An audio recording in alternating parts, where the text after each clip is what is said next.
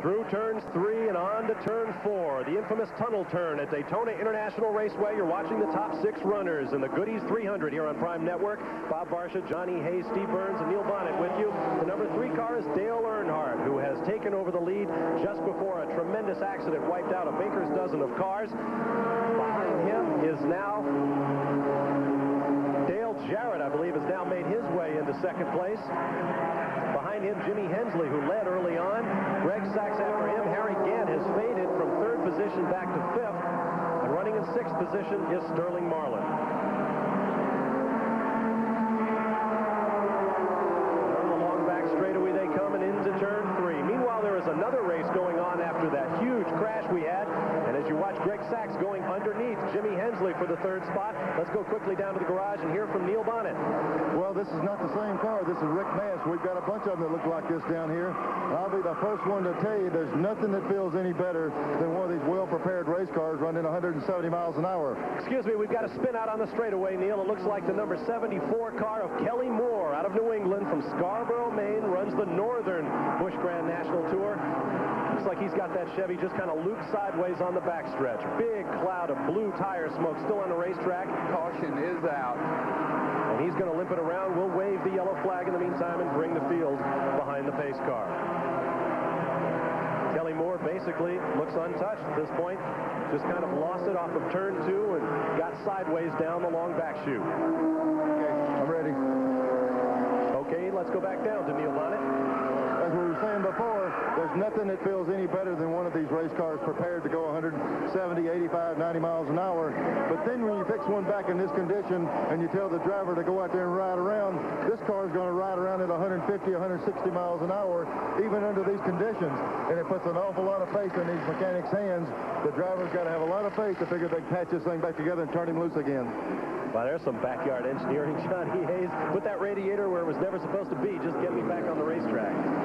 I'll tell you something's wild about this. All these people have new sponsors. All the chairmen of the boards of the major corporations are here. Everybody that's anybody's in Daytona Motor Speedway to watch your race cars. Then on the 15th lap, the whole world comes loose, and boom, you prepared all year to get to this moment. It blows up. They'll do whatever it takes to get that thing back out there. If there's any way possible, everybody in that garage is going to get back on this racetrack. I would imagine we'll see some very different looking race cars, from the beautiful swoopy Chevys and Olds and Buicks and whatnot. They will come out looking something more like a brick, aerodynamically speaking. Let's go down to Steve Burns. Johnny Hayes asked about Bobby Labonte's fortunes. Bobby's car is extremely loose. Now, this pit stop is going to help them immensely. They're going to come in, see if they can make some adjustments to the chassis. Now, if experience means anything, Bobby's in great shape because many of the guys in this crew are Terry Labonte's crew members. Of course, Terry, a former Winston Cup champion. And we'll wait while Bobby Labonte makes that stop, wearing the number 44 that his brother Terry took to the Winston Cup Championship. We'll be back to get things back underway in a moment. There have been a lot of great champions of this racetrack over the years, and right now leading, as we have a plethora of pit stops, as I'm sure Johnny would say if I gave him the opportunity, young Elton Sawyer from Chesapeake, Virginia, is leading this Goody's 300. His pit stops continue, John.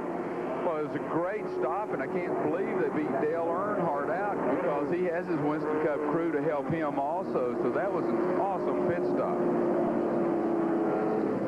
All right, here we are in the garage right now, and here's a perfect example of what happens in one of those wrecks. Schrader, after sitting on the pole for the Daytona 500, has had nothing but trouble the last few days. This car has minor damage, very minor damage to the body on it, but it knocked the ductwork out of it, and in turn, it burned the engine up. The heart of this race car is gone. These other ones that are beat all the pieces are still, the motors are running, they're going to be back in the race, and here's a good contender out with an engine gone. Meanwhile, the action continues on Chuck Bound's car right there. And they've brought out the welding torches, cutting torches, I should say. They can't get the hood off without just chopping it away. They may need some more air on that car. They'll just leave that one off. Hard to describe the hours put into these race cars throughout the wintertime, or the disappointment when your car gets smashed 14 laps into the debut event of the 1990 season. Well, it takes 6 hard weeks of work to build them, and it took 2 seconds to destroy him. Here you see the attrition in the race thus far. Brad Teague, whose spin out basically ignited the chain reaction crash that took with it Tommy Houston, still looking for a series championship, the only man who has run every Busch Grand National race. Ed Berrier is out. Jack Ingram, the 5-time series winner.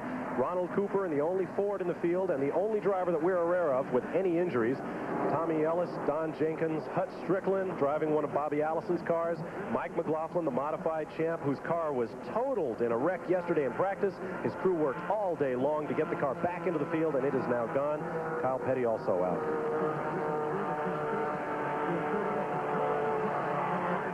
Yeah, the work these guys are doing on these race cars here is kind of twofold. If they loaded these things up and carried them home, they could repair them and not lose so much of equipment. Right now, they're just having to chop them to pieces to get them running again. They're actually destroying the car worse than they would at home to fix it. The pace car is now off. Elton Sawyer is the leader. One of the cars looked like the number 79 machine of Dave Resendiz chose to take the slower route for lap cars on the outside.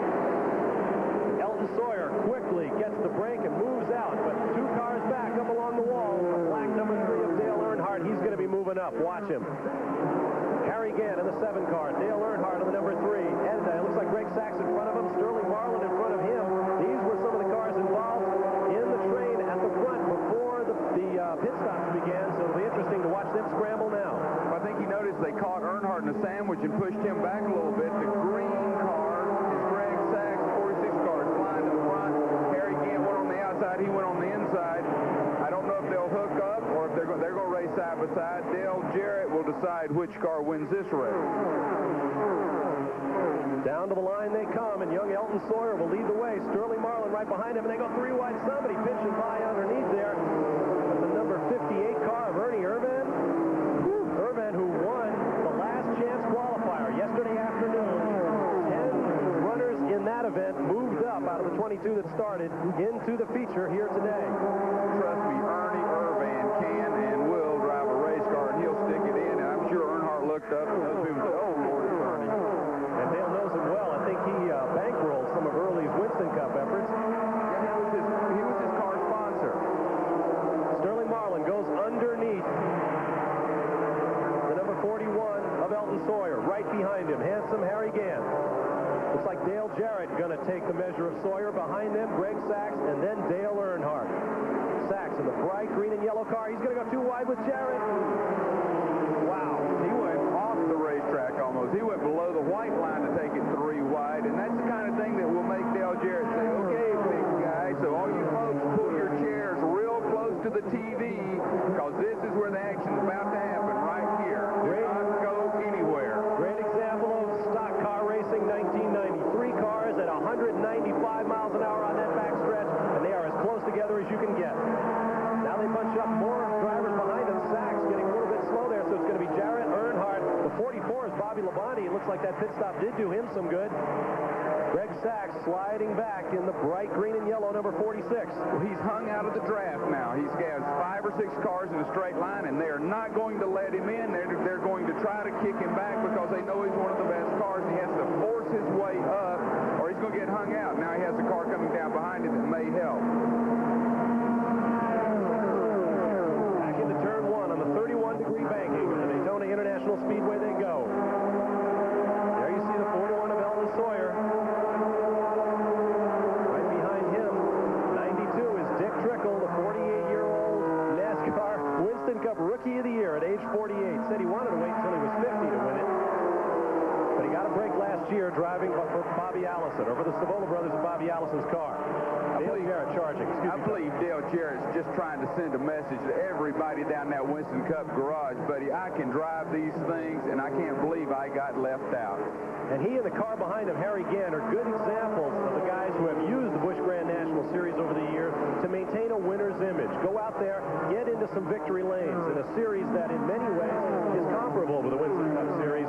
Make sure people get that message, the very thing you were talking about, John.